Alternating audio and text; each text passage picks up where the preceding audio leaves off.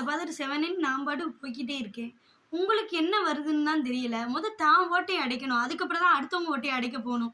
நான் எத பத்தி சொல்ல வரேன் அப்படின்னா மக்களே, ஆ ஒருத்தி ஒருத்தனை கல்யாணம் பண்றதும், ஒருத்தன் அந்த ஒருத்திய கல்யாணம் பண்றதும், இல்ல லவ் பண்றதா இருக்கட்டும், அரேஞ்ச் மேரேஜா இருக்கட்டும், என்னன்னு வேணா கல்யாணம் பண்ணட்டுமே. ஆனால் இன்னொருத்தவங்க தான் சரியே இல்ல அப்படின்னு இப்ப எனக்கும் தெரியுது. அந்த என்ன பத்தி சொல்ற அவங்களுக்கும் தெரியுது. தெரிஞ்சுக்கிட்டே இப்ப எனக்குன்னு ஒரு பிள்ளை இருக்குதுன்னு வைங்களேன். அந்த பிள்ளை வளர்ந்து வரும்போது தாய் தகப்பன் லவ் மேரேஜா இல்ல அரேஞ்ச் மேரேஜா அப்படின்றத அவங்க தெரிஞ்சுக்கிடுவாங்க. இதை தெரிஞ்சுக்கிட்டதுனால எப்ப எனக்கு ஒரு பிரச்சனை இப்போதைக்கு இல்லை. ரெண்டாவது அதை தெரிஞ்சுக்கிட்டதுனால அவங்களுக்கு என்ன கிடைக்க போகுது மக்களே.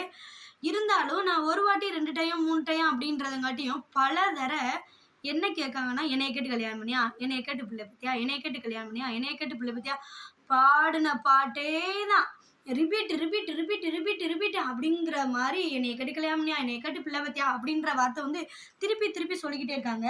ஒரு நாள் என் மகன் என்ன சொல்லிட்டான், அம்மா லவ் மேரேஜா அப்படின்னா என்னதுமா, ஓடி போய் கல்யாணம் பண்ணிருந்தாங்களே, நீ ஓடி போய் கல்யாணம் பண்ணியா, நடந்து போய் கல்யாணம் பண்ணியாமா அப்படின்றலாம் அந்த பிள்ளை கேட்குற அளவுகெல்லாம் கொண்டு வந்துட்டாங்க.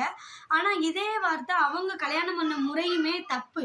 அது எனக்கும் தெரியும், ஊர் உலகத்துக்கு எல்லாத்தையுமே தெரியும். இதே வார்த்தை நான் திருப்பியும் கேட்கறதுக்கு எனக்கு ஒரு செகண்டு கூட ஆகாது. ஆனால் எனக்கு அவங்க பண்ண முட்டாள்தனத்தை எனக்கு செய்ய விருப்பம் இல்லை. நான் என்ன சொல்ல வரேன்னா, நீங்கள் லவ் மேரேஜாக இருங்க, அரேஞ்ச் மேரேஜ் இருங்க, அவங்கவுங்களுக்கு அது எது நடக்கும் போது தெரியும் போது அவங்கவுங்களுக்கு தெரிஞ்சுக்கிறோம். இதை பதிவுபடுத்த தேவை கிடையாது. இத்துடன் வீடியோ முடிச்சுக்கலாம். பாய்.